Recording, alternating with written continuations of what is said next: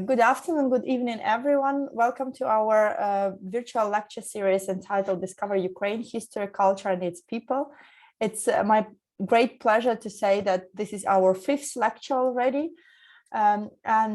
This event has been organized by the Basis Study Group for Minority History. We would like to thank our partners, URIS, Ukrainian Research in Switzerland Initiative, Universidad Internacional de Cuernavaca, Oriente Media News, Bnei Bris Chile, and Círculo Israelita de Santiago for bringing this course to Latin America. We would like to remind everyone that this is a fundraising event for Razum for Ukraine Emergency Response, and I will later post a link to this initiative in the chat. My name is Olena Palko, and I am a Leverhulme Early Career Fellow at Baroque College in London and a co-convener of the Study Group for Minority History. As with previous sessions, we will be recording this lecture, and it will be made available on the Study Group YouTube channel. I will send the link to the recording to everyone registered for the course.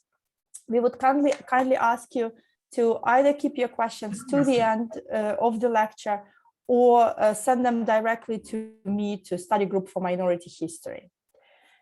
Today it's my great pleasure to welcome our next speaker, Dr. Bohdan Tokarsky.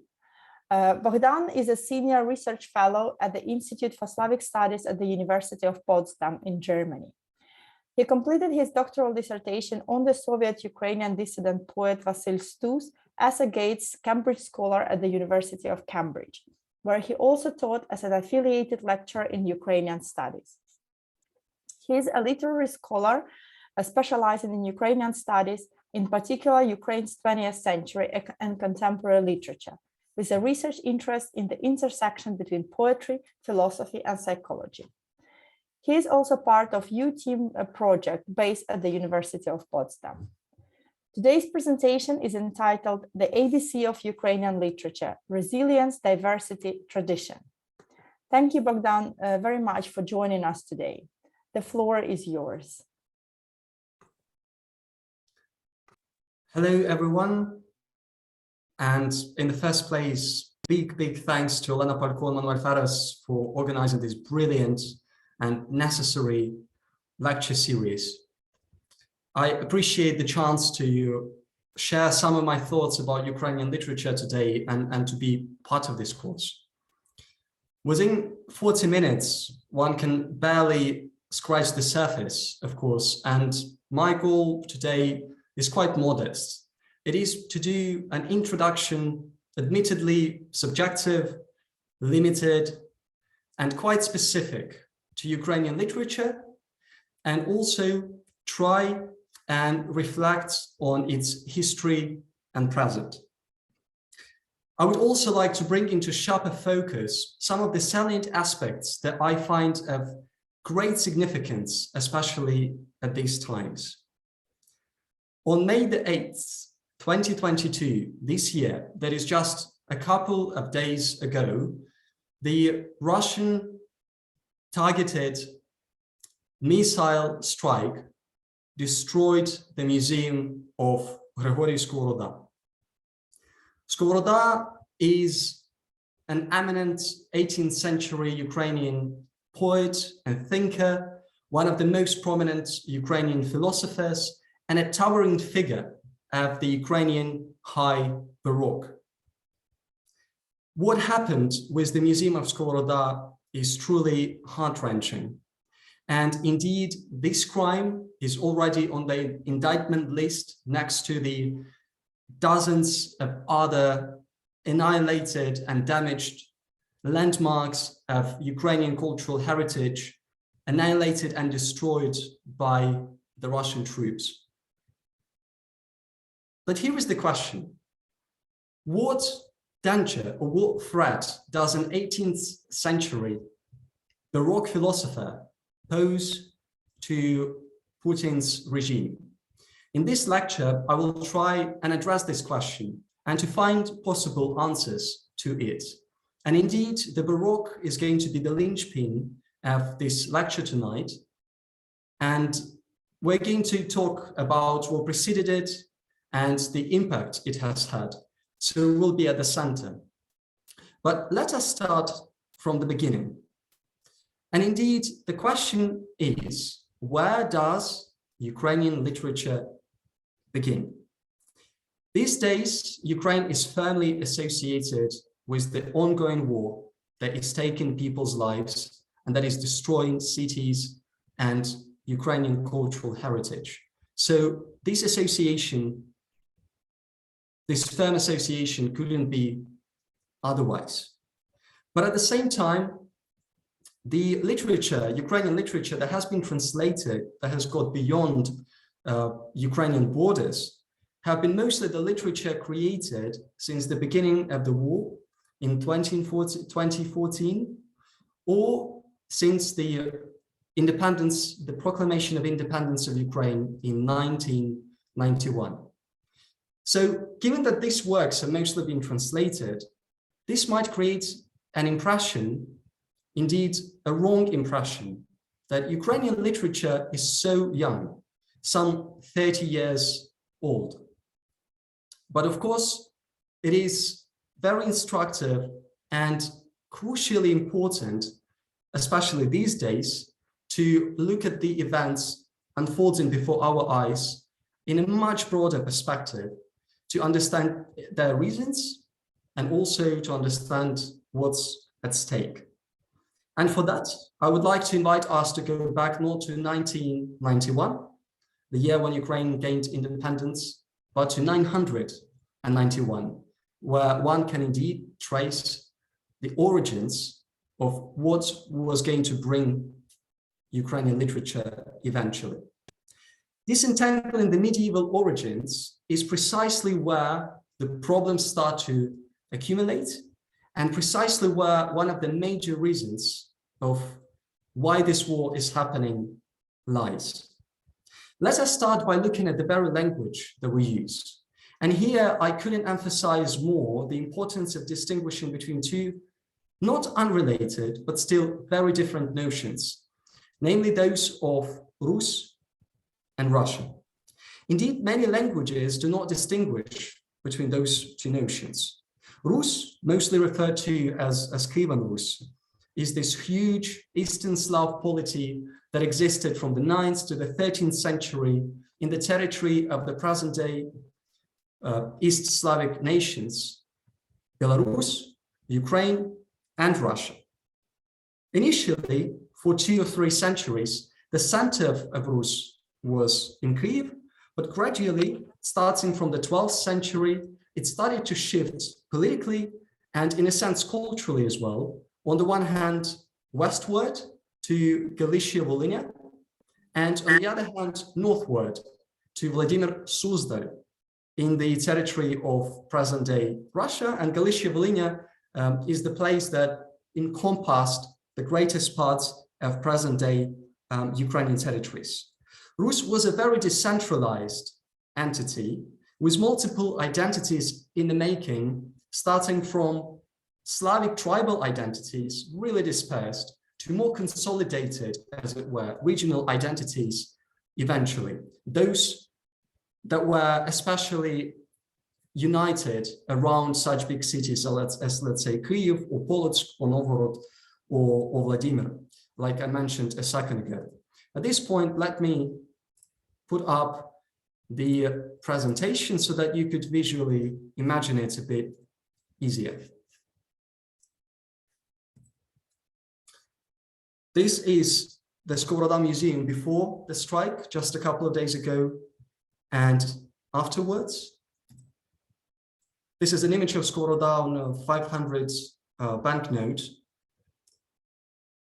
that is current in Ukraine. Reminded about the difference between Rus and Russia. And this is an important map. So this is the huge, vast territory that Kievan Rus encompassed. And to be more precise, when these identities were becoming more consolidated, the main heirs or successors, as it were, like I mentioned a second ago, were Galicia-Volhynia, here westward, right? Westward of Kyiv. And at the same time, Vladimir Suzdal, northward. And this is where the difference between those two stories, those two parts of Rus heritage begin. And indeed, the Mongol invasion in the mid-13th century made this consolidation even more prominent and, in effect, set in motion different historical trajectories for the entities that preceded modern-day Ukraine and modern-day Russia. The Harvard historian Serhiy Plokhy draws a very helpful parallel that helps us to understand the nature of Rus and the difference of Rus from the contemporary Russia. So the example that Serhiy Plokhy draws is that of the Carolingian Empire, the 9th century Carolingian Empire that encompassed the territories of modern-day Germany and France. And yet neither France nor Germany claimed the single, sole, exclusive ownership over the heritage of the Carolingian Empire. Just because simply at that time, the very notion of nation state wasn't valid. And so to apply it retrospectively is definitely not helpful or fair or historically right. In the Carolingian Empire, the official language that was used was Latin, and yet neither France nor Germany, nor for that matter other European countries, including those with Romance languages, including those that have inherited more Latin than others, like for example the French language, do not claim the exclusive ownership over Latin. And the Old Church Slavonic language that reigned, as it were, as an official language, the language of official discourse in Kievan Rus, likewise performed quite similar functions to that of Latin. And for that reason, it would also not be true or right to appropriate it to just one of those entities, be it Belarus, Ukraine, or Russia. So at that time, there could simply not be any clear-cut identity. And so the same holds true for Rus, of course. That was a cradle indeed for the nations that I mentioned, Belarus, Russia, and Ukraine. But at the same time, and for this reason, the chronicles or epic poems, such as the tale of Ihor's campaign, roughly the equivalent of the Song of Roland in the French context, they serve as, let us say, a common heritage that Belarus, Russia, and Ukraine could draw upon, but could not exclusively appropriate. Very importantly, the very name of Russia officially did not come to be until 1721, which is the year when what was called Moscow-Zadern was officially proclaimed to be the Russian Empire under Peter I. And that is the first time when it started to use this name. Meanwhile, officially. Meanwhile, in the medieval maps, if we look, for example, at this map of the 16th, 17th centuries, the notion of Russia from Latin or from Greek was used specifically, if we look back at this map, here on the left, Russia, right, you can see Volhynia as part of Galicia-Volhynia that I referred to just a second ago. And you can see Russia next to it. And on the right-hand side at the same time, you can see the map that shows the Magni Ducatus Moscovia, that is Grand Duchy of Moscovia. To bring it closer, Russia Pars and Magni Ducatus Moscovia, right? So this gives us an idea about the way these lands were articulated and imagined at that time before the establishment of the Russian Empire. Yet in the Soviet historiography, Rus was presented as a sort of proto, as it were, Soviet Union. And in Russian imperial historiography, Rus is presented as this, or rather Russia is presented as this direct, seamless, and only heir and successor of the Rus heritage, whereby there is this seamless, easy continuum from the Rus of the 10th century to Russia, to the Russia of 2022. We have heard that articulated very clearly in the recent speeches by Putin, for example, in the 2014 speeches after the annexation of Crimea, and in the most recent speech dedicated to the acknowledgement by Putin of the so-called Luhansk and Donetsk People's Republics, whereby, quote unquote, from times immemorial, the Russians have always inhabited these lands, that is the lands of modern day Ukraine. And of course, the notion of since times immemorials should already raise our brows in this respect. But this is a very good example. Yet the problem is that it would be one story, tragic enough, if this would be a matter of only political speculation. Another layer of this problem is that this view, erroneous view of Rus heritage, has made its way into, among other things, cultural imagination. And for that, I wanted to show you this example from the Cambridge History of Russian Literature, published in the early 1990s, whereby the first chapter is dedicated to the literature of Rus, but it is entitled instead The Literature of Old Russia, 988 to 1730. 988 is the day of the baptism of Rus under Volodymyr the Great, one of the two most prominent kings of Rus, along with his son Yaroslav the Wise, under whose reign the Saint Sophia Cathedral was built in Kyiv, and that is still in the center of Kyiv, and we pray for it to stay until the end of the war in the center, untouched and intact as well. So this just really clearly shows to us the way this artificial continuity is created between the literature of Rus, which again, like I emphasized just a few moments ago, was a very decentralized entity with multiple identities that had many different stages that evolved in its development, and out of which the predecessors of early pre-modern ancestors, as it were, of modern-day Ukrainian nation and Russian nation did not emerge until much later, until the 14th century, 15th century, and again underwent really important changes, which really makes it extremely problematic to imagine this literature, this time of old Rus, of Rus, I should say, as this kind of seamless literature that without any kind of obstacle leads to the modern day Russian literature. In fact, both Russia and Ukraine, and for that matter, Belarus, are entitled to draw upon this heritage, but none of them are entitled to claim the exclusive ownership of this literature, just like what we discussed about the Carolingian Empire, or just like, to bring this example closer to home, if one of the EU countries were to call itself EU land, and at one point it would decide to claim the whole heritage created within EU countries to be the heritage of EU land, I think that would also raise our brows. So this is a very similar situation indeed. What makes it even more problematic is that whereas there is the Cambridge history of Russian literature, there is no Cambridge history of Ukrainian literature, or for that matter, the Cambridge history of Belarusian literature. And that is indeed yet another reminder of how crucial it is to decolonize academia and Slavonic studies in particular. Let me show this quote to you by Andrew Wilson, one of important historians on the history of Ukraine, the author of The Ukrainians' Unexpected Nation, who puts this point most poignantly.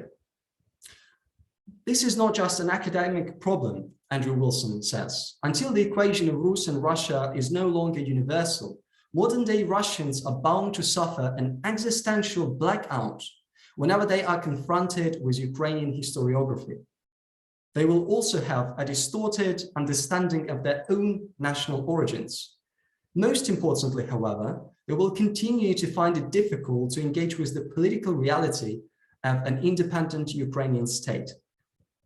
This formulation of existential blackout is extremely apt and very much reflects what is at the core of the war that Russia wages against Ukraine these days.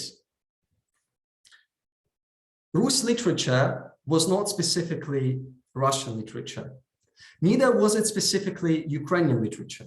And if you were to look for the origins of the more consciously, more specifically Ukrainian literature, we should look for the 16th and 17th centuries, and in particular, the cultural era of the Baroque, the period that I mentioned in conjunction with Skovoroda just a few moments ago.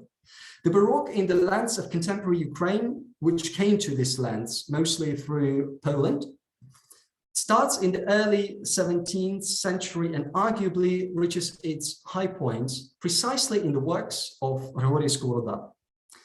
During this, at the end of the 18th century, during this time, a distinct cultural identity starts to emerge in this lands, which again is very much bound up with the Baroque cultural era. Now, let me give you a bit of historical context here. After the Mongol invasion and the disintegration of Rus, in the aftermath of this invasion, Galicia-Volhynia, one of the heirs, let me remind you, and successors of Rus, got gradually incorporated into the Grand Duchy of Lithuania. On the one hand, you can see it on this map, northward over here, and the Polish kingdom as well, more south, encompassing some of the bigger territories, although initially it was the Grand Duchy of Lithuania that actually included more of Ukrainian lands. This was a fascinating period marked by simultaneously preserving Rus traditions in those lands and at the same time enjoying this influence and integration into European cultural space, where through Poland, the Baroque especially, the Baroque and Renaissance made their way to Ukraine. So fast forward to the 17th century, where there is this beautiful combination of, on the one hand, the sense of Orthodox identity, on the other hand, the influence of Renaissance, the influence of the Catholic Church, and numerous languages circulating in this realm, from Greek and Latin to Polish and Ultra-Slavonic and Ruthenian, roughly predecessor of modern-day Ukrainian and Belarusian. This linguistic diversity, reflective of cultural diversity and richness, paradoxically served as a booster of cultural identification rather than diluting it. In other words, whereas one would expect that this plurality of influences, plurality of languages and traditions would indeed make the borders of cultural identity more blurred, this served as a center of solidification of this identity, making this culture on the one hand aware of its difference from the Polish Pole on the west, and at the same time Muscovy Pole in the east. What is more, the Ukrainian lands served as a Kulturträger, that is this place of transfer of European culture and Europeize to Russia, or Muscovy to begin with, and then after 1722 Russia, and Europeization of Russia, not just through being a mechanic kind of transfer buffer, but instead being a place of where a lot of educated elites came from, and who indeed established or were in charge of many religious institutions in Russia, Muscovy and Russia, and those lands that made it possible to translate books into Latin and Greek and from Latin and Greek, especially from the Kyiv-Mohyla Academy. There was this really central institution, educational institution, one of the central ones in the whole Polish-Lithuanian Commonwealth, where many graduates came from, including Skovoroda, and including most of the most prominent Baroque figures, and including even those figures that lay the ground for the formulation and justification of the Russian Empire, paradoxically. But that would be a matter of a different lecture, of course. Such multifacetedness was reflective of the very synthesis inherent to the Baroque, and perhaps was one of the reasons why the Baroque was so important for the Ukrainian context. Because Baroque fundamentally was precisely this combination of the extremes. On the one hand, Christianity, on the other hand, Renaissance. On the one hand, theology, theocentrism, that is God being at the very center of the universe, and at the same time, anthropocentrism. This combination of the cult of the noble person and at the same time, total dedication to God. At the same time, the Baroque really brought to the fore this notion of movement, clash, conflict, travel, the clash of extremes, this sense of paradoxes, this exaggeration, this constant struggle and this dynamism that was so much at the core of the Baroque. Now, a significant shift occurs during the Romantic period, the period of Romantic literature in Ukraine. For some time, the Baroque literature was not actually that popular precisely because it was deeply religious, because it was written in so many different languages, and because quite plainly, it was very complex. And it used Polish to write the works that were quite patriotic in this Ruthenian land. So, like I said, quite mind-staggering. So while the Ukrainian 19th century Romanticism in many ways drew upon the Baroque, at the same time, it really criticized it. So Taras Shevchenko, for example, the leading Ukrainian Romantic poet who articulated most prominently and clearly and unequivocally this anti-imperial stand within the Russian Empire, and who in his works articulated and enunciated this solidarity with other oppressed nations, not just Ukraine at all. He actually criticized Skovoroda. He compared him to Robert Burns and said that whereas the Scottish poet was a true people's poet, Skovoroda could have become one had he not been led astray by the corruption of Latin and of what Shevchenko called Moskovщина, that is the Muscovy language.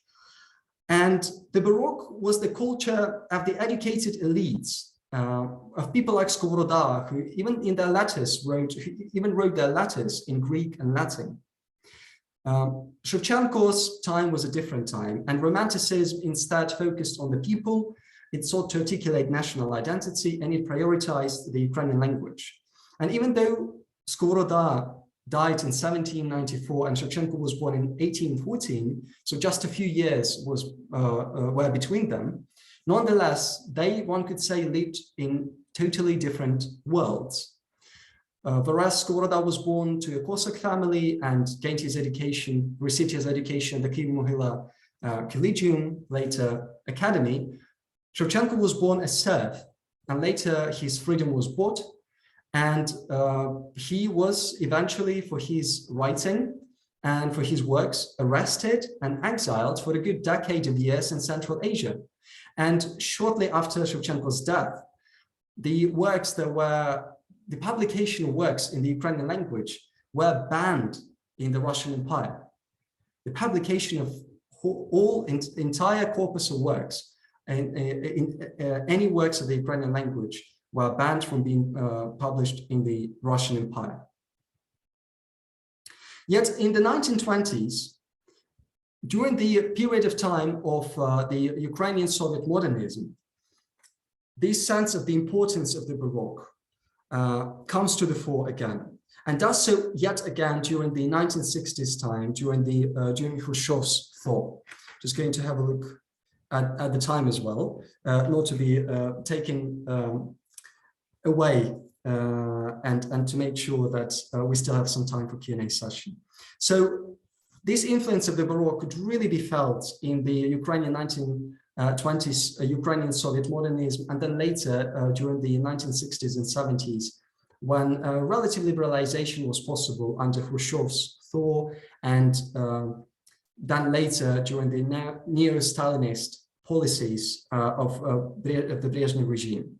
Now, the Baroque was deeply synthetic, and so was the Ukrainian Soviet modernist / avant-garde culture of the 1920s. After the imperial strictures, a brief period, or rather there was a chance, a limited and relative chance, but at the same time, and rather short-lived chance, but at the same time, a chance to create a national culture. This is Taras Shevchenko in the center, by the way, this cool-looking guy with other cool-looking guys. And so this is, for instance, a quote by Viktor Petrov, one of the leading figures of Ukrainian Soviet modernism, and one of the least known as well, paradoxically, who in one of his novels written around this time puts that the fascination with the Baroque, speaking about one of his characters, was an indispensable part of the worldview of Verbe, this female character he's talking about, and her fellows. A spring stroll on a warm March day, returning to pilgrimage to Kiev's Baroque sites of the 17th and 18th centuries. This, again, just to give you an idea about the prominence and importance of this period for this time. So, but next to the development of national culture, this culture was also seeking to combine that with this evolving process of gradual Sovietization, where the Ukrainian Soviet and avant-garde artists and cultural figures also took part, and yet combining that with yet another element, and precisely that of this innovative, groundbreaking art created as part of this zeitgeist of modernism. So this synthetic nature of Ukrainian modernism was, in a sense, very similar to the cultural development during the Baroque periods. And I should say that the 1920s was this period of extreme cultural explosion, the most effervescent cultural period in Ukraine's 20th century literary history that was unmatched by the subsequent decades, where dozens of journals were created, different isms existed, different schools, artistic movements, groundbreaking poetry, innovative novels, and many, many other elements of really robust, healthy culture created during this time.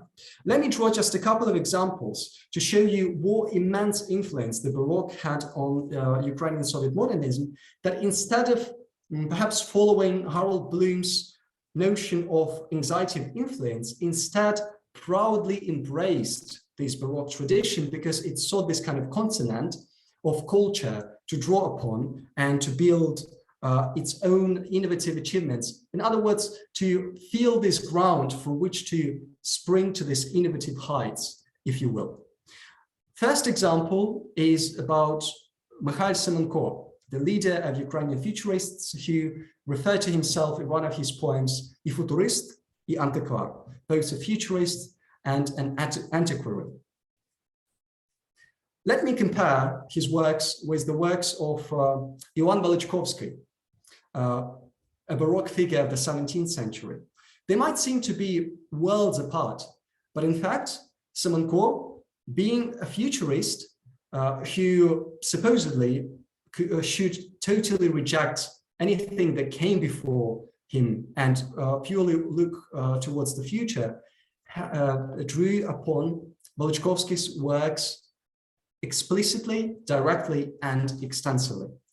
Velichkovsky, by the way, is especially famous as this author of these curious poems, where he and author of this visual poetry, where he used totally mind-boggling, incredible visual forms to express these deeply religious ideas.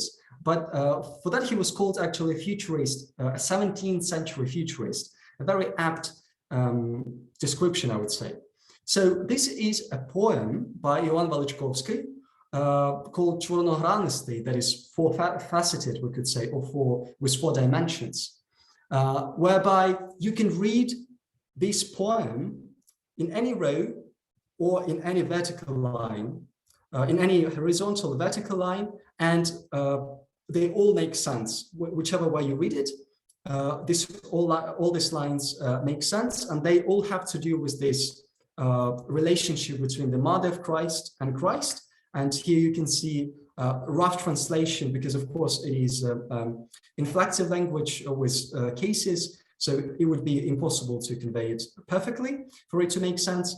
But you can get the idea, this notion of mother, Lord, holy, beloved, right? So in any way you read it, it makes sense to you. And that's, let me remind you, poetry of the 17th century. And next to it is a poem by Semenko, one of instances of his poezo-malerstvo, that is combination of poezo, poetry, and malerstvo, art. And you can see that visually they resemble each other, but you can also see that even in terms of the content, this reference to the figure of mother is very much present here too.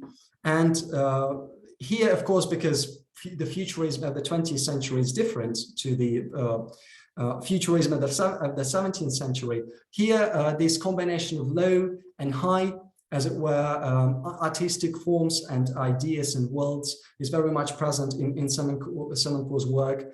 And these audio poetical images, oral poetical images are used as well, even though Velichkovsky used those too, essentially trying to follow the sounds of a child, aka, aka, kaka.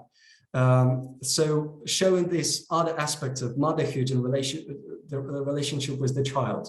So very fascinating parallel. Another example of Ivan Velichkovsky writing this short introduction to one of his collections, where he says, don't forget about your death, be alert to the trial, time moves very fast, its pace is hasty, addressing to the reader, and also highlighting his name in these lines. And you can also see the poem Self-Portrait by Semenko on the left.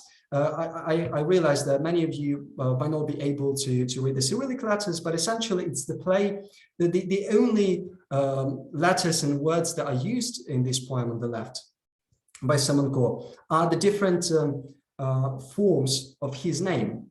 So different parts of his name. So his name is Mikhail Semenko, but then just to read the first couple of lines, Hail Semenkomy, Ichail Kochail Alsekomych, Ichai Messen Mixa Ochai, Mchui Likum Semenko Mchmch. So a twist, the 20th century twist, as it were, on the Baroque tradition. And there are many examples of Semenko drawing on this tradition of iconography as well, and these heraldic poems from the Baroque period. But unfortunately, we do not have enough time for that. Another example is of this incredible theater director, the most innovative avant-garde theater director of Ukrainian Soviet modernism, that totally revolutionized the whole Soviet theater scene, and whom even some other prominent theater directors, such as Vsevolod Mierhod, for example, who's most probably known for this period, was actually learning from and wanted to apply for to receive copyright to stage Kurbas's production in Russia, which didn't in the end materialize. But the point is, there was such a huge influence of Ukrainian modernism, or significant in any case, influence of Ukrainian Soviet modernism on Russian Soviet modernism, and back as well, of course, this kind of semi-sphere, if you will, within this national cultures within the bigger Soviet culture. This is an image of Vartap, that is this traditional Baroque puppet theater that contains two stories, whereby the top story embodies this divine, heavenly, celestial sphere with the story of nativity, and at the bottom there is the story of mundane situations, everyday life, and which represents this mundane quotidian, one could say, existence. Now, unfortunately, I do not have photos of that production because I don't think there are any, but Kurbas in 1918 did a production of Vartap, called specifically Vartap, whereby he transformed this puppet theater that is just a wooden box, it takes place in a wooden box usually, into a man-sized or person-sized, human-sized production, whereby he had his actors embody the puppets. Transform yourself into a puppet, says Les Kurbas. Distance yourself from yourself as much as possible. Stop being, living, acting like a human. Move according to the laws of a puppet. It is a tremendous exercise in the control of one's body. So a really striking example of this combination of, on the one hand, tradition and modernism, and what is more fueling modernist innovation by referring to the tradition and embracing it. Those who care about the past of our people, says Kurbas, will watch this performance eagerly. There one can discern the seed, the germs of what was later to blossom in the works of Ivan Kudlarevsky and other founders of our theater. So really drawing this lineage, artistic lineage, back to the Baroque period. There is much more to say in this respect, but let me just draw one specific example about how this development of Ukrainian national culture within the Soviet Union was eventually not just stopped but annihilated. So to begin with, the Soviet Union externally projected Soviet culture, only Russian culture as the Soviet culture. And this is an example from the 1925 World Exposition of Arts that took place in Paris. Was a huge event at the time, and where the art of other peoples of the Soviet Union, as it were, was presented, but those were only works of this kind of folklorist, ethnic nature. But real art, the art of Les Kurbas, let's say, and his innovative Brazil theater, or Shotorostaveli theater from Georgia, for example, was presented as, and you can see a quote from this catalog, as other Russian theaters, right? Du Théâtre Russe moderne, right? And this is Kurbas's Brazil theater and Shotorostaveli's theater were just subsumed within this notion of Soviet. But sadly, this was not just a matter of diplomacy, which would be bad enough, but the whole entire generation of Ukrainian Soviet modernists were totally executed by the Soviet regime. Dozens and dozens of artists, not only were they executed physically, but the whole memory of them was totally annihilated, erased, and taken totally from the public discourse. And up to the 1990s, even within Ukraine, a lot of those names weren't known, and the works of most of them have not been published until the late 1990s and early 2000s. So Ukrainian literature itself is still rediscovering itself, which is something perhaps we could discuss in the Q&A session. Unfortunately, we do not have time for me to stop on this. But let me just, whereas at this very exposition, 1925 Paris exposition, these elements of decoration, this set of one of the productions of Brazil productions actually got a golden medal. And you can see Bohdan, who was the set designer from Brazil, or of Brazil, who won this medal. But as the final example, let me draw the example of Skovroda and draw this parallel with the work of Vasil Stus. And Vasil Stus was perhaps the most significant and prominent post-war Ukrainian poet who wrote his most accomplished poetry in the Gulag, and who in his work drank extensively on Skovroda's sources. There are many notebooks where there are extensive quotes by Skovroda in Stus's work. Let me just say that Skovroda, he was an interesting fellow. He initially studied at the Kiev Academy, was an extremely educated person, later interrupted his studies to join the Imperial Choir in St. Petersburg. He sang really well, as you can tell by this fact. And eventually he decided that this luxury was too much for him. He came back to Kharkiv in eastern Ukraine. He taught at the Kharkiv Collegium. He taught rhetoric, he taught poetics, he taught philosophy.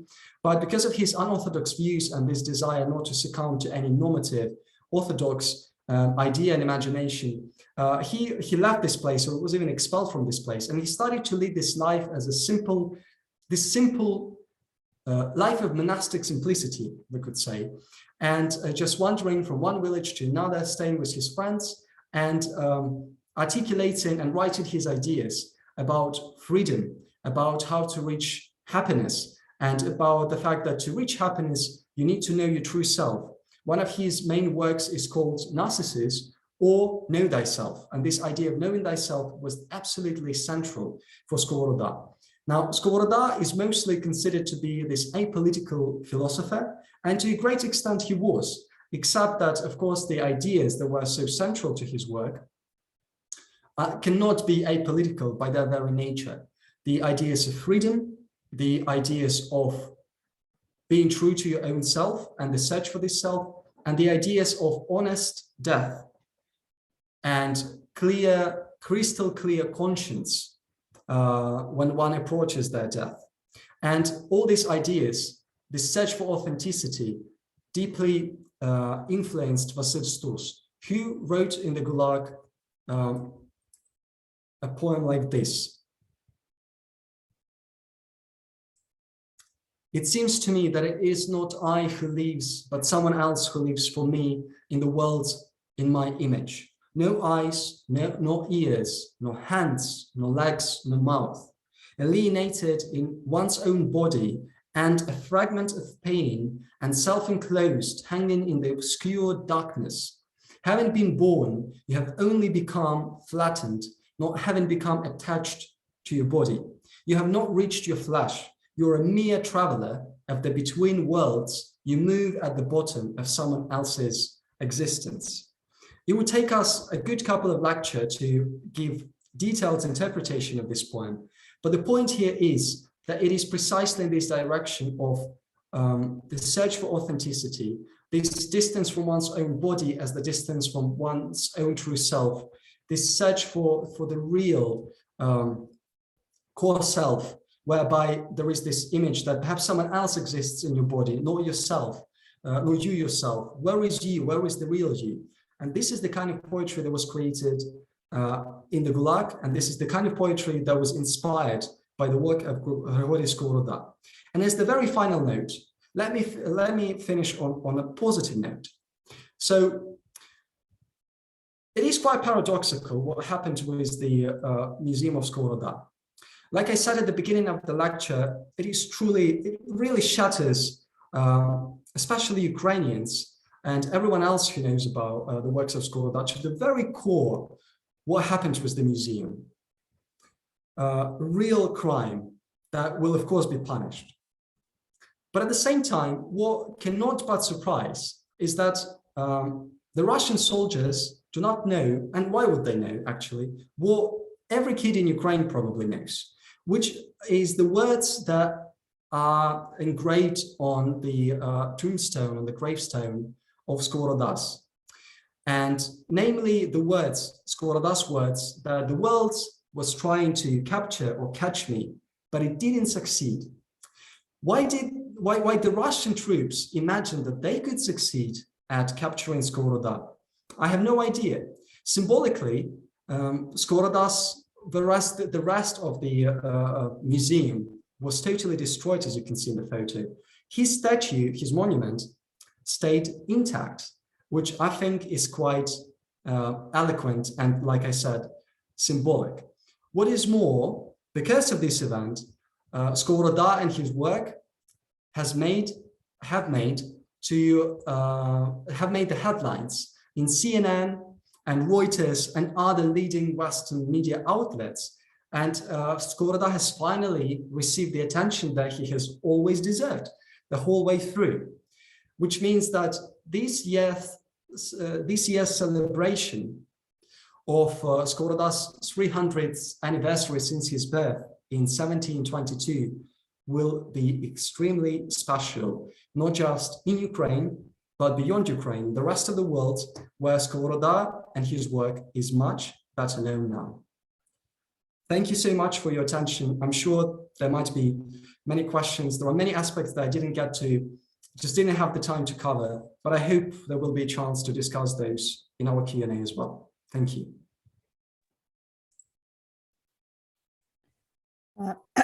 Thank you, Bohdan, for drawing our attention to Ukrainian Baroque.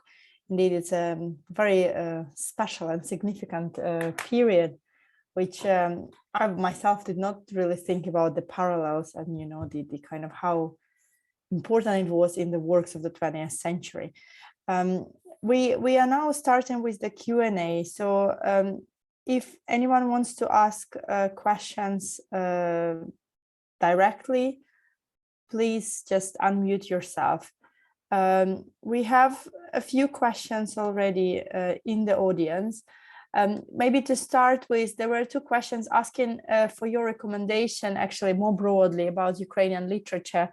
And obviously, you and I, we are aware that there is a problem of translation, right? Very limited translation of Ukrainian literature. But perhaps to start with, you could recommend something that does exist in English or other languages, And what would you recommend for those people wishing to get to know Ukrainian literature? Brilliant question. It is true that for new students of Ukrainian literature, the obstacle that one encounters straight away is the absence, or not really absence, but a very little number of translations of Ukrainian works, which of course makes it difficult, and which has not cultural but political grounds. Because one of the things that I didn't have the chance or the time to mention in my lecture is that, again, during the Soviet times, for example, there was this very symbolic event when in 1929, the two delegations of Soviet Ukraine and Soviet Russia met in Moscow, and for many delegates from the Ukrainian side, it was the first trip to Moscow, and the representatives of both delegations, and actually was the first meeting of this sort, 12 years after the revolutions, and which is quite telling about, again, the relationship and the kind of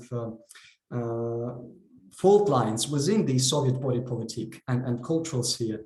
And both delegates, or the delegates on both sides, were expressing the status quo, that there were hardly any translations of Ukrainian works even into Russian.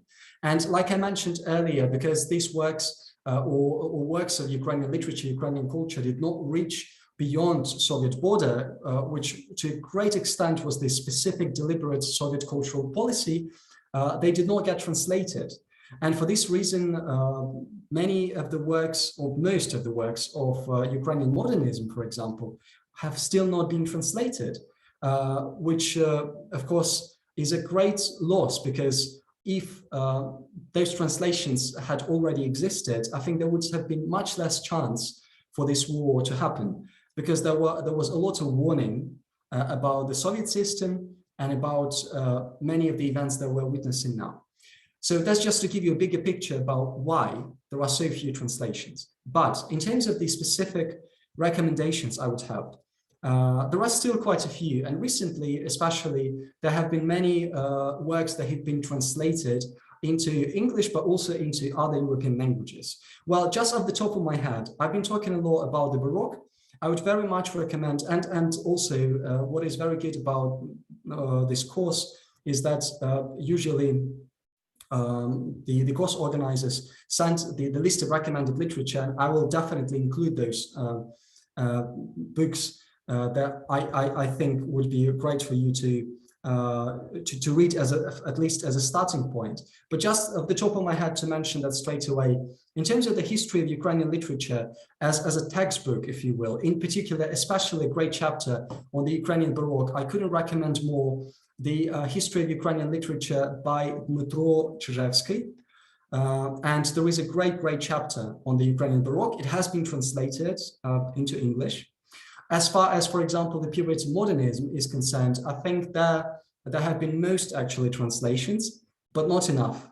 And this period has not been included into Cambridge History of Modernisms or European Modernism, Oxford Handbook of Modernism. And this is a huge problem, but there are some really fantastic volumes that I would be really glad to recommend. There is this incredible volume called Modernism in Kyiv from 2010, published in the University of Toronto Press by Viljana Tkach and Iran Makarek, edited by them, with incredible contributions that would really be eye-opening for those of you who would be interested to learn more about this period of modernism and avant-garde, but haven't had a chance to learn more about the Ukrainian period.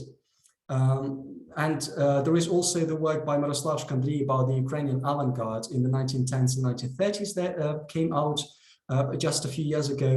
Also, in terms of Ukrainian modernism, recently there have been a couple of very good translations. There is a volume published by Academic Studies Press of the poetry of Mykola Bohdan, an outstanding modernist Ukrainian figure of the 1920s as well, who also drew upon the Baroque extensively, and also translation into German that has just been mint fresh of Valerian Podmohylny's novel Misto, the city, which is one of the main, if not the main novel from the 1920s. Also, as far as I know, in the making, there is the Harvard History of Ukrainian Literature that has not been published yet, but has been in the works that George Grobovich and many other contributors under his supervision, as it were, have been working on. Long story short, there are not enough translations, but there are some, if you look for them. I would be really happy to recommend them. And there is also this anthology of Ukrainian 20th century drama by Larissa Olmishkevich as well, that I would really recommend. Most of them could actually be found online as PDFs too. So this is just to get your appetite going, as it were, and to give you a couple of suggestions that you could start with. Thank you. We have one more specific question on the reception of Skovoroda later on during the Ukrainian Revolution. So perhaps if you know what for instance, Mihailo Hrushevsky thought of Skovoroda and his role, and as well later on Dmytro Dontsov. So what was the reception basically during the revolution and later on, yeah, across the border as well, we can say. I wouldn't consider myself to be qualified to comment on Dontsov's work, so unfortunately I wouldn't be able to address that. But as far as Hrushevsky is concerned, I definitely could comment on that. Mikhailo Hrushevsky is a fascinating figure. He was the leader of the first state entity, properly state entity in the territory of Ukraine that was created in the aftermath of the 1917 Ukrainian Revolution. So he was the main political leader, the main political figure there. But at the same time, he was a historian and the author of the 10-volume History of Ukraine Rus, Historia Ukrainy Rusi. And he was one of the first historians to articulate clearly through this really meticulous, minute, thorough research, the connection of Rus and Galicia-Volhynia and the subsequent development of proto-Ukrainian identity and subsequently Ukrainian identity. So showing this seams in this trajectory and this kind of tentative connection, again, not this seamless, smooth continuum that I was criticizing earlier, but rather this tentative connection between the two across this period. But another direction where Hrushevsky put his effort was in writing the history of Ukrainian literature. As far as I know, it has not been translated into English, but there is a history of Ukrainian literature by him. And there is quite a significant, sizable chapter in the Ukrainian Baroque as well. And what is more, this chapter, if I'm not mistaken, was written as the last chapter in that history. And it was written also in the 1920s when, after the Bolsheviks took over the political power in Ukraine. And so it was also, in a sense, affected by Hrushevsky's actual background. And that all the more made him bring to the fore this connection with the Baroque culture. And during the revolution in general, this reference back to the Ukrainian Baroque culture was also prominent. Another example is Georgy Narbut.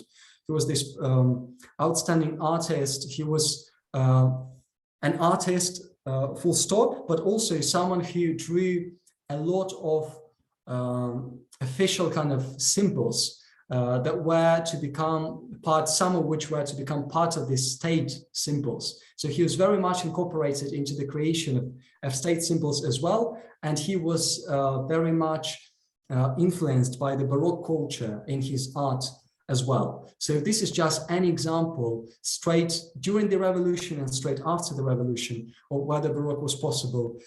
There are many more numerous examples about the work of Alexander Dovzhenko as well, this Ukrainian Soviet director who used some elements of the Baroque.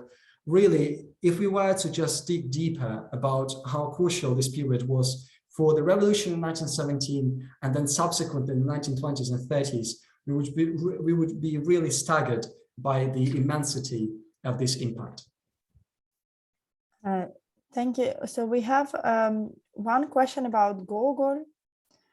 And so Mykola Gogol, if you could perhaps comment on him, how, like whether you consider him a Ukrainian or Russian writer, and also I think thinking of his works, we could also think of parallels, even like links to your main theme of today's lecture. So if you could perhaps comment on Gogol and his basically position in Ukrainian literature. I don't think there could be a lecture about the history of Ukrainian literature more broadly, speaking about this development of identities, well, without mentioning Gogol.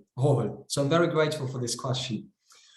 There is a lot to say about it, but let me be as concise as I can.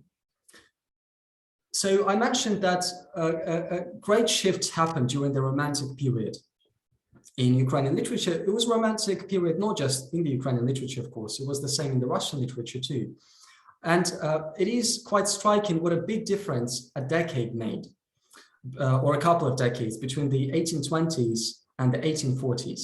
So Gogol was writing his stories, to begin with his Ukrainian stories and later his Russian stories in the 1820s. And he was extremely welcome because at that time, this notion of the importance of people's soul, of folk, was really trendy, was really important. And so for this reason, he was really welcome in St. Petersburg. And at this stage, it was still possible to be both Ukrainian and Russian. Gogol was actually born in the near Poltava region in Myrhorod, very close to the place where Skovoroda was born as well. And interestingly, Vasyl Gogol, the father of Gogol, was very much involved in the Ukrainian theater and was one of the representatives of Kotlerevshchina, which is this movement that arose after the works of Ivan Kotlerevsky, who is considered to be the author of the first modern work of Ukrainian literature written specifically in the Ukrainian language. So those guys, if I may say so in a bit of a familiar way, knew about each other, were hanging around, and Gogol actually didn't come to St. Petersburg until his early or mid 20s. And in one of his letters, he was writing specifically about the fact that I can't tell you, I have two souls, he said. I can't tell you exactly what I am, a Ukrainian or Russian. I have both souls, Ukrainian and Russian.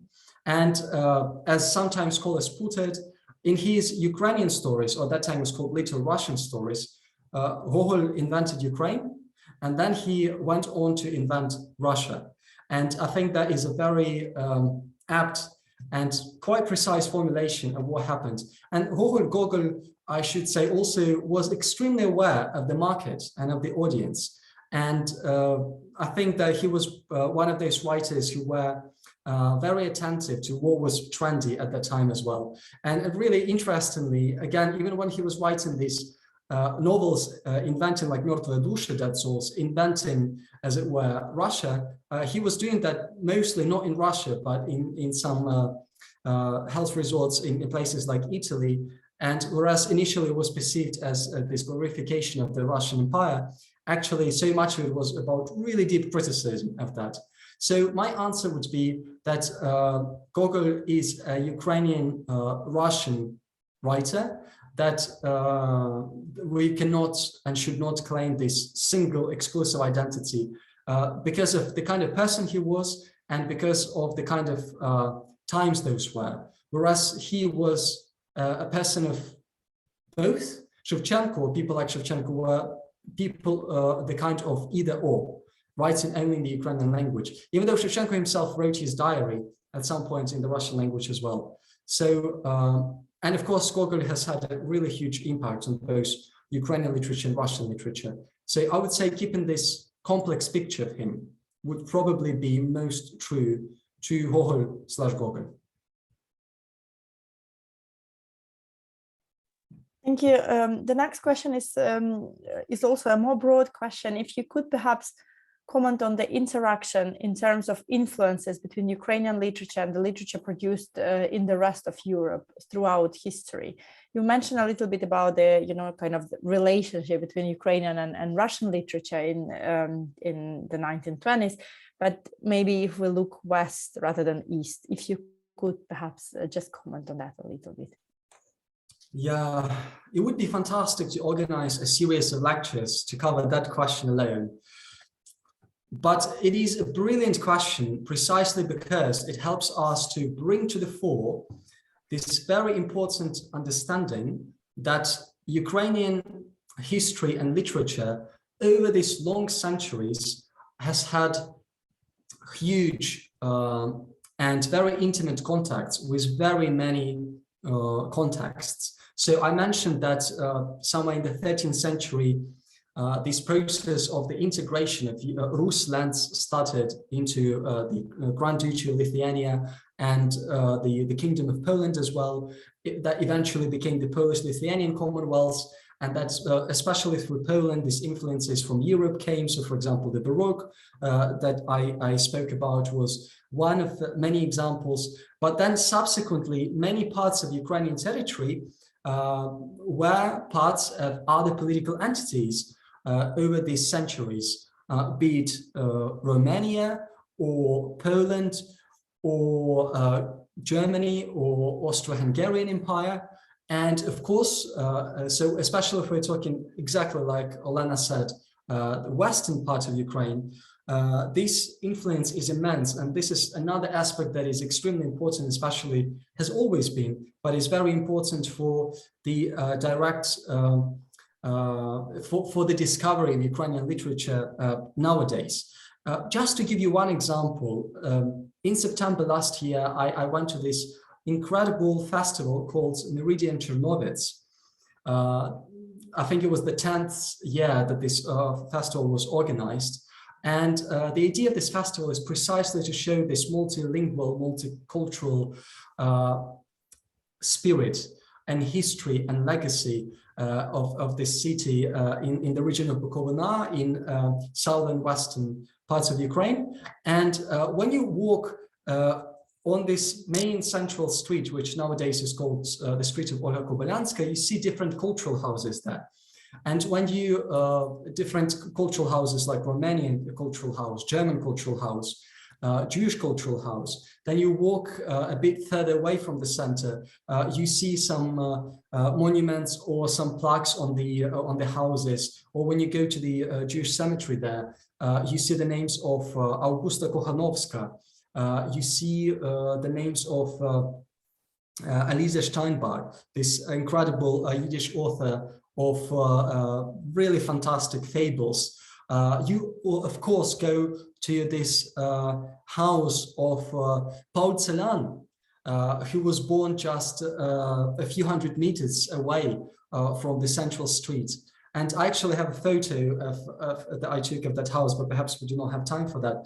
And that example alone shows telescopes, as it were, this plurality of languages, cultures, contexts that have coexisted in this territory and in many other parts of Ukrainian territory.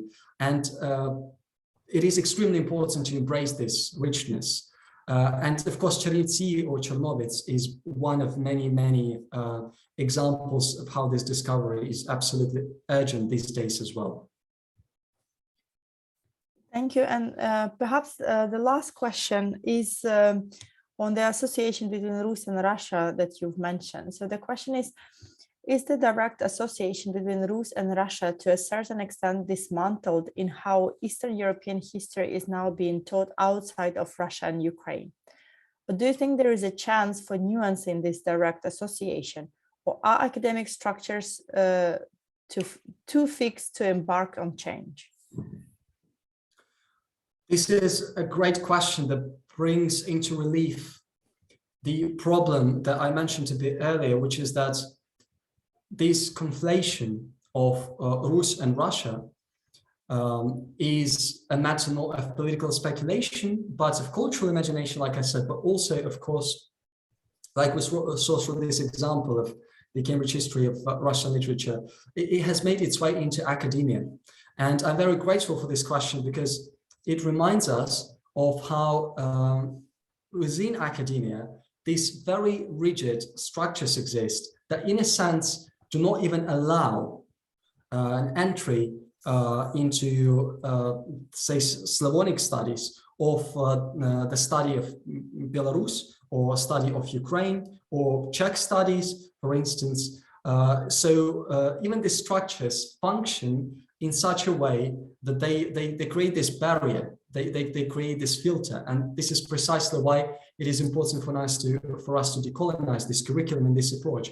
Just to give one specific example, because so my position, the research that I do at the University of Potsdam, it doesn't imply any teaching.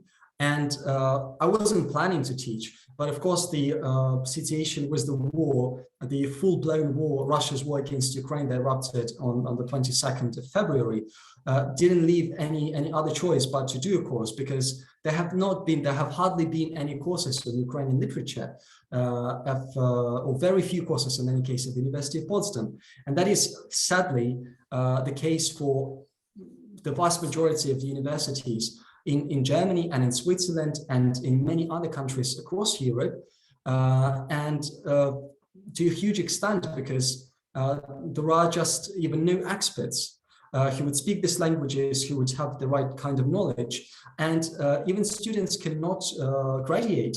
Let's say they could do Russian studies, and sometimes, in the best case scenario, they can do Polish studies.